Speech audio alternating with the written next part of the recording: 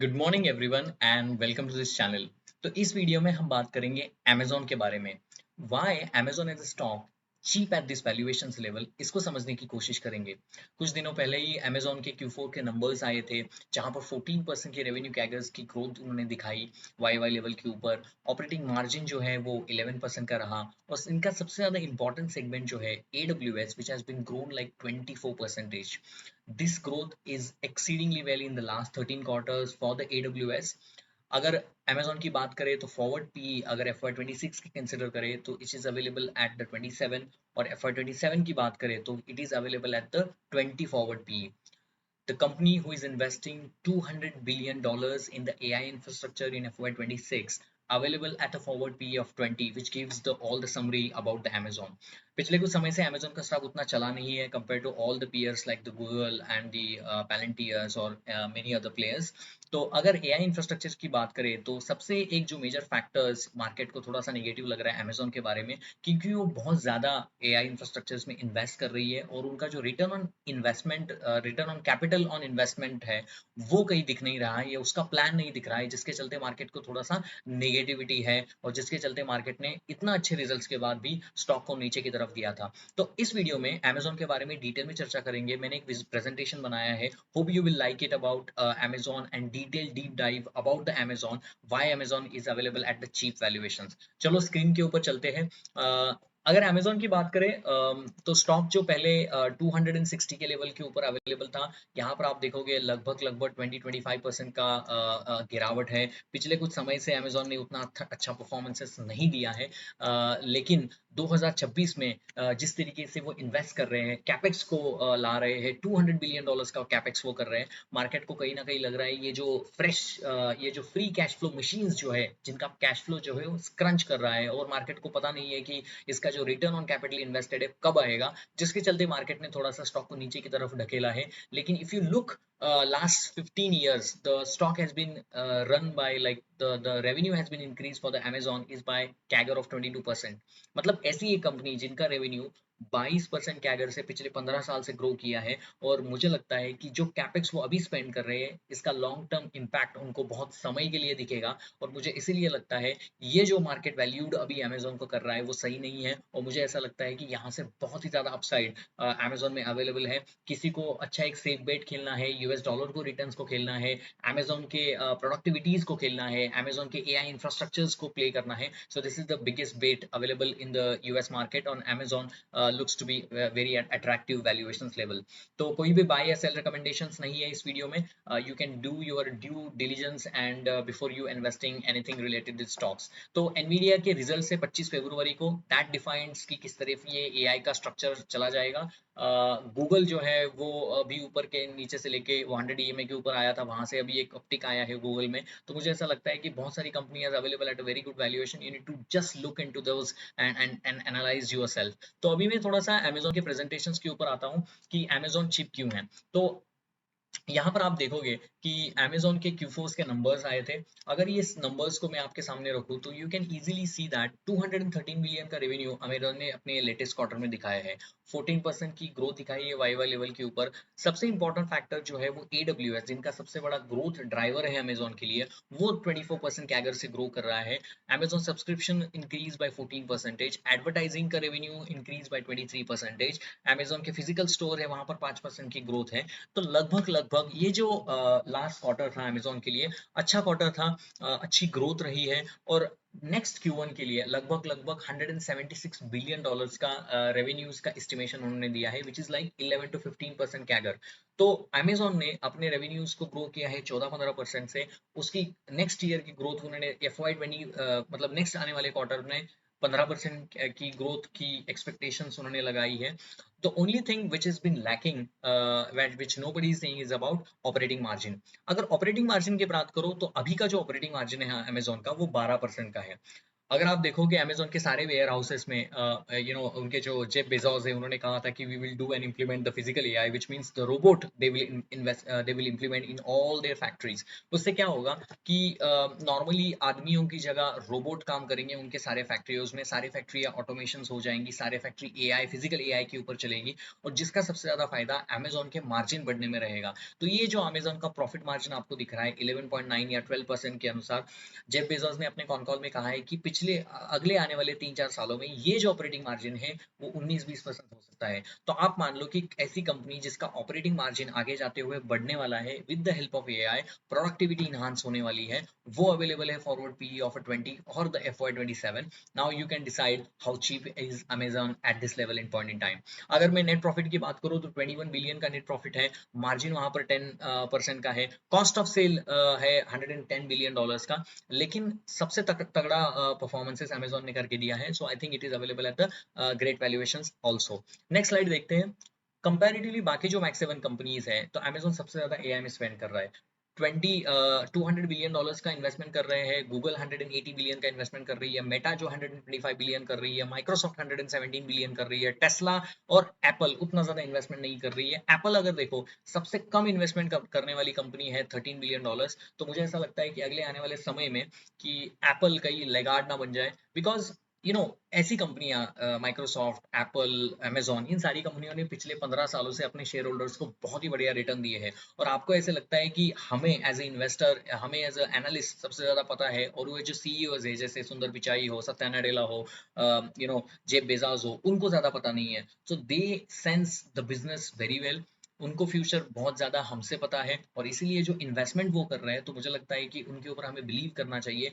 Obviously because Amazon is investing $200 billion, market को पता नहीं कि इसका इन्वेस्टमेंट का रिटर्न कब आएगा। मार्केट ये सोच रहा है कि यार इससे फ्री कैश फ्लो जो है वो कम हो जाएगा, कैश के ऊपर क्रंच आ जाएगा। ये सारी चीजें अपने आप से ठही है, लेकिन अगर ये इन्वेस्ट ही नहीं करेंगे तो अगले आने वाले 4-5 सालों में वो कहाँ से अपने फ्री कैश फ्लोज को जनरेट कर पाएंगे। और एआई जैसा अभी अच्छा प्रोडक्टिव टूल इनके पास आ गया है, रोबोटिक्स की बात यूएस में सबसे अच्छी हो रही है, और सब सारी जगह पर वो रोबोटिक्स लगाते हो तो वेयर हाउस ऑटोमेशन हो जाएगा, और सबसे ज्यादा फायदा अमेजोन जैसी कंपनियों को बढ़ता हुआ नजर आता है। तो यहाँ पर आप देखो कि इस तरीके से इन्वेस्टमेंट कर रही है एप्पल, उतनी इन्वेस्टमेंट नहीं कर रही है, उसका स्टॉक उतनी तेजी से गिर नहीं रहा है, लेकिन मुझे ऐसा लगता है कि Apple will find it difficult to grow at this level. अगर मैं इबिटास की बात करूं, पिछले कुछ समय से 3-4 समय से कोविड के बाद 150 का मुझे लगता है जो इबिटा था, तो 130 का इबिटा था एप्पल का, वो अभी बढ़ा है 156 से। और माइक्रोसॉफ्ट या बाकी सारी कंपनियों का 90, माइक्रोसॉफ्ट की बात करो 98 बिलियन का इबिटा था, अभी वो इबिटा जाके बढ़ा है 170 से। तो माइक्रोसॉफ्ट ने किस तरीके से अपनी ईबिटा को बढ़ाया है और एप्पल ने किस तरीके से अपनी ईबिटा को बढ़ाया, दिस यू कैन डिफाइन कि किस तरीके से इन सारी कंपनियों में ग्रोथ अभी भी अवेलेबल है। और एक मैं ग्राफ दिखाता हूँ, ये जो हाइपर स्केलर है वो 600 बिलियन का एआई का इंफ्रास्ट्रक्चर बिल्ड आउट कर रही है। अगर मैं 2018-19 के लेवल से देखूँ तो सबसे ज्यादा अभी अमेजोन इन्वेस्ट यहाँ पर करने जा रहा है एआई में। उसके बाद ऑब्वियसली अल्फाबेट आता है, मेटा आता है, माइक्रोसॉफ्ट आता है, वो भी बहुत तेजी से अपने रेवेन्यूज को यहाँ पर ग्रो कर रहे हैं, और वो भी आपको दिख रहा है कि किस तरीके से वो अपने रेवेन्यूज को यहाँ पर ग्रो कर रही है। तो $600 बिलियन ये हाइपर स्केलर इन्वेस्ट कर रही है। अगर एनवीडिया के 25 तारीख को नंबर्स आते हो और वो नंबर्स आपको बहुत ही बढ़िया लगते हैं, तो ये तो डिफाइन है कि एआई कहीं नहीं जा रहा है, एनवीडिया को वही नंबर्स है, एनवीडिया वही क्रंचिंग ऑफ नंबर्स कर रहा है अपने क्यूफोर्स में। 25 फरवरी के एनवीडिया के रिजल्ट है, दैट विल डिफाइन एवरीथिंग। तो अगर मैं यहाँ पर बात करूँ तो इन्वेस्टमेंट तो जारी है, इन्वेस्टमेंट की ग्रोथ बहुत अच्छी है, और मुझे ऐसा लगता है कि अगले आने वाले समय में ये सारी कंपनियां इतना सारा इन्वेस्टमेंट कुछ सोच के ही कर रही होंगी, हमसे ज्यादा इनको सबसे ज्यादा पता है। So it is very laughable things to understand कि क्यों इनके कैपेक्स में अभी अभी मान लो कि कैपेक्स में इनका क्रंच आएगा तो ऑब्वियसली फ्री कैश फ्लो थोड़ा सा घटेगा, लेकिन आप इन्वेस्ट भी नहीं करोगे फ्यूचर में तो आपका जो लॉन्ग टर्म थेसिस है ग्रोथ का वो कहाँ से बनेगा, वो इंपॉर्टेंट फैक्टर है समझने के लिए। अगर मैं थोड़ा सा ये प्रीवियस चार्ट है थोड़ा सा किस तरीके के इनके कैपेक्स बढ़ रहे हैं, तो the reason people ask me like Amazon का स्टॉक नीचे क्यों है, गूगल का स्टॉक नीचे क्यों है, क्योंकि मार्केट थोड़ा सा फियर कर रहा है कि इसका जो रिटर्न ऑन इन्वेस्टमेंट कब आएगा, और उसकी जो गारंटी नहीं है एआई सच में ही आपको पैसे लेके चले जाएगा वो, या वो ऐसे ही है। So these are the things market is looking very actively, और जिसके चलते स्टॉक थोड़ा सा नीचे की तरफ है। और Q1 FY26 के लिए थोड़ा सा कम गाइड किया था, ऐसा लग रहा है कि मार्केट को बाय द अमेजोन, जिसके चलते मार्केट थोड़ा सा नीचे की तरफ है। और एक चार्ट है सबसे बेहतरीन chart which I would like to show you कि अमेजोन का free cash flow net income किस तरीके से है। देखो नेट इनकम है $76 बिलियन, मतलब $717 बिलियन, ये थोड़ा सा आप समझ लो। तो अगर ये देखो इनकम जो है वो बहुत तेजी से बढ़ रहा है, लेकिन फ्री कैश फ्लो तेजी से घट रहा है। यहाँ पर income versus free cash flow का जो ग्राफ है वो वाइडन होते चले जा रहा है। तो मतलब क्या है, मतलब ये है, ये जो इन्वेस्टमेंट करते चले जा रही है उसका अभी रिटर्न नहीं आ रहा है, ऐसा मार्केट को लग रहा है। क्योंकि इनकम आपका बढ़ रहा है लेकिन आपका फ्री कैश फ्लो नहीं बन रहा है। ये एक समय था 2023 से लेके 2024 तक, जो स्टॉक बढ़ता था, क्यों बढ़ता था, उनका लगता था कि इनकम बढ़ रहा है, फ्री कैश फ्लो बढ़ रहा है, सही है। अभी क्या हो रहा है कि इनकम बढ़ रहा है लेकिन फ्री कैश फ्लो नीचे की तरफ जा रहा है। लेकिन लेकिन एआई का जो एक नया बूम आया है उसको तो एडवांटेज कभी ना कभी तो लेना पड़ेगा किसी भी कंपनी को। और ऐसा प्रोडक्टिव टूल आपके पास है तो ऑब्वियसली ये जो इन्वेस्टमेंट है, आपको बिलीव करना पड़ेगा कंपनी के ऊपर। हाँ, ये जो इन्वेस्टमेंट है मुझे लगता है कि 2-3 क्वार्टर में इसके फ्रूट्स जो है आपको दिखने नजर आएंगे। मुझे ये नहीं पता है कि अमेजोन का स्टॉक यही पड़ा रहेगा, यहाँ से ऊपर जाएगा, कहीं जाएगा, लेकिन मुझे ये पता है अगले 2-3 क्वार्टर्स के बाद अमेजोन की जो ऑपरेटिंग मार्जिन है वो बढ़ेगी, उनका रेवेन्यूज बढ़ेगा और फ्री कैश फ्लो भी बढ़ेगा। ये अभी टेम्पररी फेज है जहां पर फ्री कैश फ्लो नीचे की तरफ जा रहा है, लेकिन this is a temporary, this is not downfall like negative हो जाएगा और अमेजोन खत्म हो जाएगी, ऐसा कुछ भी नहीं है। Amazon still is a great company. It is one of the finest max 7 in the US space. पिछले 2 साल से स्टॉक नहीं चला है। अवेलेबिलिटी ऑफ द वैल्यूएशंस हमें कंफर्ट देती है और रेवेन्यूज भी ग्रो हो रहे हैं। ऐसा नहीं है कि ग्रोथ नहीं है, जैसे इंडिया में बहुत सारी कंपनियां ग्रो ही नहीं करती है, लेकिन उस कंपैरेटिवली आपको डॉलर रिटर्न मिल रहा है, कंपनियां ग्रो कर रही है, सारी चीजें हो रही है। अगर मैं ये देखो, ये तो वही एक स्पेस है जहां पर मैंने अपने नंबर्स दिखाए थे कि किस तरीके से वो ग्रोथ के नंबर्स हैं। लेकिन सबसे ज्यादा फायदा ये हाइपर स्केलर जब इन्वेस्ट करती है तो नेवियस जैसी कंपनी को, आयरन जैसी कंपनी को होगा, क्योंकि वो डेटा सेंटर रिलेटेड प्ले है। अगर किसी को डेटा सेंटर रिलेटेड प्ले खेलना है तो नेवियस जो स्टॉक है, जिसमें मैं खुद बहुत ही इंटरेस्टेड हूँ, वो स्टॉक अभी 80 के लेवल से 107 के लेवल के ऊपर आया है। तो यू नीड टू थिंक कि मार्केट में क्या हो रहा है। मार्केट में मनी जो है सॉफ्टवेयर नेम से निकल के जॉन डियर हो, कैटरपिलर हो, वॉलमार्ट हो, ये जो सेफेस्ट बेट है वहां पर पैसा चला जा रहा है। लेकिन आपको समझना पड़ेगा कि एक ना एक दिन ऐसा आएगा, बाद में मार्केट को पता चलेगा कि हाँ यार, ग्रोथ वापस आ गई है, फ्री कैश फ्लो वापस आ गया है, ये सारे स्टॉक ऊपर की तरफ भागने लगेंगे। और एक मेरे पास अच्छा एक ग्राफ है कि अमेजोन का रेवेन्यू बाय कैटेगरी। अगर यहाँ पर देखोगे कि AWS के रेवेन्यूज पहले 2024 में 55 बिलियन हुआ करते थे, अभी 80 अभी सॉरी 35 बिलियन हुआ करते थे, अभी 53 बिलियन है। तो यहाँ पर ग्रोथ अच्छी है। सॉरी, AWS के 25 बिलियन के थे, अभी 36 बिलियन के हैं। अगर यहाँ पर मैं फिजिकल स्टोर्स की बात करूँ, फिजिकल स्टोर्स में वहां पर भी ग्रोथ अच्छी है। ऑनलाइन स्टोर्स जहां पर पहले 57 बिलियन का रेवेन्यू आता था, अभी वो 83 बिलियन का रेवेन्यू आता था। तो ग्रोथ का यह जो ग्राफ है वो ऊपर ही चला जा रहा है। और आपको ये समझ में आना पड़ेगा, AWS में जो ग्रोथ है वो काबिले तारीफ है, 24% कैगर से। पिछले लास्ट 30 क्वार्टर्स में से सबसे अच्छा क्वार्टर AWS का रहा है और मुझे लगता है कि this will continue to momentum to grow on the upside. Subscription services भी अच्छी ग्रो हो रही है, लेकिन इसका रेवेन्यू कंट्रीब्यूशन उतना नहीं है, 13-12 बिलियन यहाँ से आता है, लेकिन वहां पर भी ग्रोथ अच्छी है। हमें क्या देखना है, हमें ये देखना है कि यहाँ पर हाई मार्जिन बिजनेस क्या है। AWS अमेजोन का सबसे हाई मार्जिन बिजनेस है।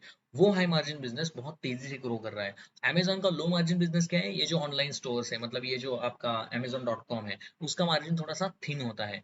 उसका रेवेन्यू देखो, उसका 83 बिलियन का रेवेन्यू है, लेकिन उस तरीके से वो ज्यादा ग्रो नहीं कर रहा है। तो AWS का ज्यादा ग्रो करना और ऑनलाइन स्टोर का ज्यादा कम ग्रो करना, ये अच्छी बात है। तो मतलब आपको operating as a company level पे ऑपरेटिंग मार्जिन अच्छा मिलता है। ये देखो, पिछले कुछ समय से 10.5% से ही ऑनलाइन स्टोर ने ग्रो किया है, लेकिन AWS ने ग्रो किया है 23.6%। AWS से कितना रेवेन्यू आता है, 53 बिलियन। अभी भी ऑनलाइन स्टोर का रेवेन्यू सबसे ज्यादा है, विच इज 83 बिलियन। लेकिन अगर आप कंपेयर करोगे फ्यूचर, मार्केट हमेशा देखता है कि फ्यूचर में आप क्या कर रहे हो।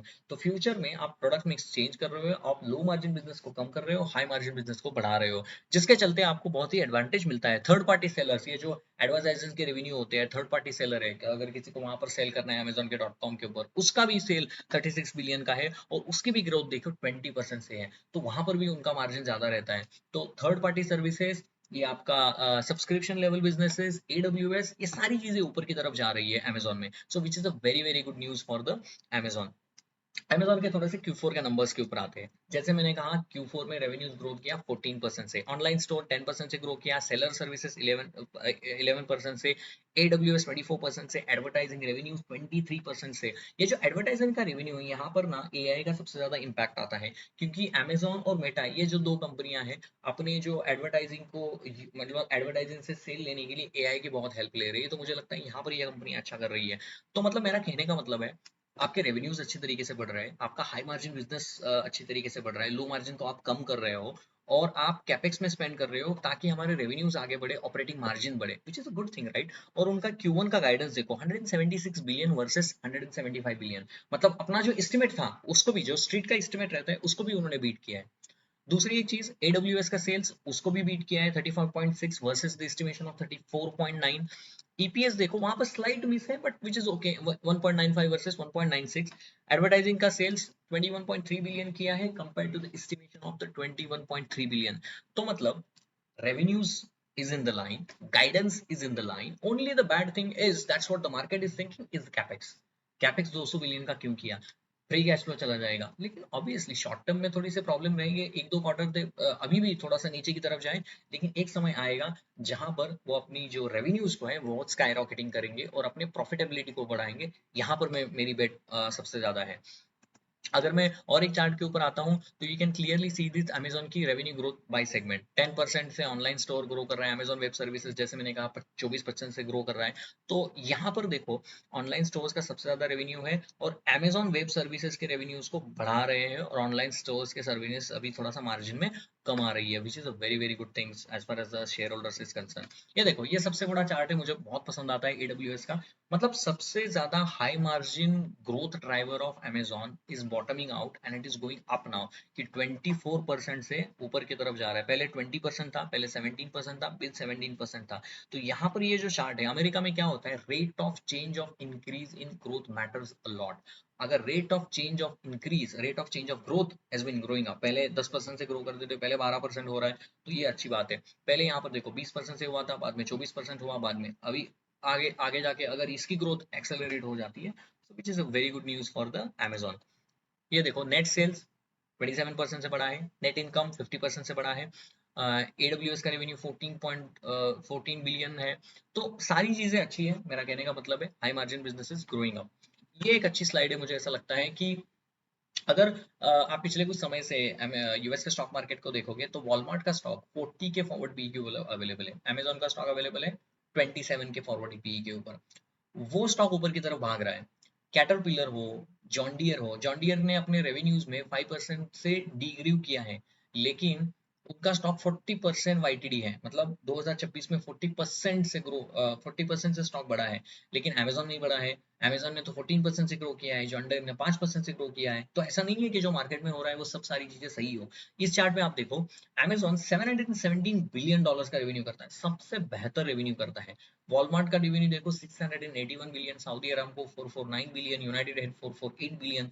तो कहीं ना कहीं अगर नंबर ऑफ डॉलर आप ज्यादा कमा रहे हो दुनिया की सारी कंपनियों के कंपैरेटिवली, अगर मान लो इस रेवेन्यूज के ऊपर आपका जो ऑपरेटिंग मार्जिन है वो अगर कहीं 20-25% हो जाए, तो मुझे लगता है अगर ये 717 बिलियन का भी रेवेन्यू रहे, आपको ईपीएस अच्छा मिलेगा। मैंने हमेशा कहा है कि मुझे ईपीएस की ग्रोथ चाहिए, ईपीएस की ग्रोथ करने के लिए मुझे सेल्स के ग्रोथ के कंपैरेटिवली प्रॉफिट की ग्रोथ चाहिए। तो प्रॉफिट की ग्रोथ बढ़ने का जो एआई है, एआई अगर प्रोडक्टिविटी लेके आएगा तो सबसे ज्यादा यहाँ पर प्रोडक्टिविटी बढ़ेगी, सबसे ज्यादा प्रॉफिटेबिलिटी बढ़ेगी, ईपीएस बढ़ेगा। This is what I am trying to say कि ईपीएस ग्रोथ के लिए Amazon is the best thing to available in the market. एक स्टॉक है कि क्यों एप्पल डिच कर रहा है सारी चीज में, क्योंकि एप्पल कोई इन्वेस्ट भी नहीं कर रहा है, लेकिन उसका स्टॉक कहीं नहीं जा भी नहीं रहा है, क्योंकि इंपॉर्टेंट चीज होती है वही कि किससे। ये देखो एप्पल का स्टॉक ऊपर की तरफ है, वो मतलब अगर मैं वो उतना ज्यादा ऊपर से नीचे तक गिरा नहीं है, लेकिन अगर मैं इसकी बात करूं, अमेज़न की बात करूँ, वो ऊपर से नीचे तक बहुत गिरा है, कैपेक्स के चलते बहुत सारे फियर्स है मार्केट में, तो ये आपको थोड़ा-सा देखना पड़ेगा। हम थोड़ा-सा वापस आते हैं हमारे चार्ट के ऊपर। तो मुझे एक चीज़ दिखानी है कि किस तरीके से ये तो ऑपरेटिंग मार्जिन्स है, अगर मैं इसको घटाता हूँ और मैं फॉरवर्ड पी मल्टीपल्स को आपके सामने लेके आता हूँ। So these are Microsoft, Amazon, Apple, Alphabet और मेटा की कंपनियां हैं, और मैं आपको ऑपरेटिंग प्रॉफिट के नंबर दिखाता हूँ। तो ये किस तरीके से कंपनियों ने अपने प्रॉफिट को ग्रो किया है, which you can see from your self. और यहाँ पर अगर फ्री कैश फ्लो की बात करते हैं, थोड़ा बहुत अभी फ्री कैश फ्लो के नंबर्स देखते हैं, तो वो किस तरीके से ग्रो कर रहे हैं। तो ये देखो कैश फ्लो के ऊपर आते हैं, ये देखो तीन ही है, माइक्रोसॉफ्ट, अमेजॉन, एप्पल, गूगल और मेटा। देखो 21.67 का जो पीई है वो मेटा का है। तो पूरे मैक्स 7 में चीप कंपनी है मेटा। दूसरे लेवल पे आती है माइक्रोसॉफ्ट, 22 का फॉरवर्ड का पी है, 27.31 का फॉरवर्ड का पी है आपके गूगल का, आपके अमेजोन का 27.36 है, और सबसे महंगा जो है वो एप्पल का स्टॉक है। तो एप्पल के स्टॉक के कंपैरेटिवली ये देखो मेटा का जो है वो स्टॉक सबसे चीप है, लेकिन ये फॉरवर्ड पी सबसे अच्छे माने जाते हैं over the period of time in in max 7 कंपनियों में अगर आपको इन्वेस्ट करना है, because there is no point you are investing in the 50 P multiples in Indian companies, rather than you can invest these companies वहां पर आपको dollar का 3-4% का रिटर्न मिलता है, कंपनी अच्छी परफॉर्म कर रही है, so I can you can earn more here as well, और डॉलर में रिटर्न मिलता है, so that's another point. So अगर मैं थोड़ा सा फ्री कैश फ्लो का आपके सामने रखता हूँ, if I just get this, sometimes this is slow, तो let's see this gets done. So या तो मेरा कहने का मतलब है थोड़ा कुछ डिले है इसमें। तो यू नो फॉरवर्ड पी के कैलकुलेशंस को देखें तो available at a good valuations. और ये थोड़ा सा यूएस स्टॉक मार्केट का भी चार्ट है, ये देखो रॉबिनहुड मार्केट, ये कंपनी है, इसका ग्राफ है जो 2026 में गिरी हुई है। सर्विस नाउ 31% से डाउन है, रॉबिनहुड मार्केट 32% से डाउन है। ये कंपनियां लीडर थी 2025 में। एडोबी जो सॉफ्टवेयर कंपनी है 26% से डाउन है, गोडैडी 26% से डाउन है, सर्विस नाउ, सेल्सफोर्स 30% से डाउन है, पेपाल तो 28% से डाउन है। अगर मैं ऊपर की तरफ चले जाऊं, कौन से कंपनियों ने S&P 500 में से कौन से कंपनियों ने रिटर्न दिखाया, देखो सैंडिस्क 173, टेक्सास पैसिफिक 74, मेरी सबसे फेवरेट कंपनी है माइक्रोन, 50% की ग्रोथ दिखाई है। बिकॉज ये देखो ये जो चिप कंपनियों का जो एक ये जो ग्रोथ है, टेलविंड है, वो बहुत अच्छी है। बेकर ह्यूजेस में पैसा जा रहा है, 36% की ग्रोथ है बेकर ह्यूजेस में। तो ये जो पंप्स बनाती है, बड़े हेवी इक्विपमेंट बनाती है, तो ये कंपनियों में अभी पैसा जा रहा है। तो कंपैरेटिवली ये कैटरपिलर देखो 32% है, स्लम्बर्गर देखो 34% है, क्वांटा सर्विसेज देखो 30% है। तो इन सारी कंपनियों में पैसा जा रहा है, लेकिन सॉफ्टवेयर में से पैसा निकल आ रहा है, क्यों? क्योंकि वो कैपेक्स कर रहे हैं। लेकिन सबसे ज्यादा पैसा over the period of time इन सारी बड़े कंपनियों ने ही तो बना के दिया है, अमेजोन हो, मेटा हो, गूगल हो, ये सारी मल्टी बैगर्स कंपनियां हैं बहुत समय के लिए। So you can not ignore on them. और जैसे मैंने अपने वीडियोस में कहा, मुझे ऐसा नहीं लगता है कि ये जो कैपेक्स के उसके रिटर्न नहीं आएंगे, हालांकि 2 क्वार्टर 3 क्वार्टर आपको वेट करना पड़े। लेकिन मुझे ऐसा लगता है कि कंपनियों को तभी इन्वेस्ट करना चाहिए जहां पर आपके फॉरवर्ड वैल्यूएशंस जो है वो बहुत चीप हो, और ग्रोथ की आशंका आगे वाले समय के लिए अच्छी हो। So then you can make your judgement. जैसे मैंने कहा कि no buy and sell recommendation, you can do your due diligence before you make any bet on these kind of companies. तो होप आपको ये वीडियोस पसंद आया हो, आपको ये समझ आया हो कि मैं क्यों बोल रहा हूँ कि अमेजोन वो अभी के लेवल के ऊपर बहुत ही चीप लेवल पे अवेलेबल है, और क्यों आपको आपको समझ आना चाहिए कि अमेजोन जो है वो किस तरीके का परफॉर्मेंसेस करती आती है। तो होप आपको ये वीडियो पसंद आया हो। अगर आपको ये वीडियो पसंद आया हो तो प्लीज़ वीडियो को लाइक करना, शेयर करना और सब्सक्राइब करना अपने दोस्तों के साथ, जिससे मुझे मोटिवेशंस मिलती है ऐसे बहुत सारे वीडियोस आपके सामने लाने के लिए। तो मिलते हैं नेक्स्ट वीडियो में। Hope you like this video. Thank you very much guys, and please like, share and subscribe.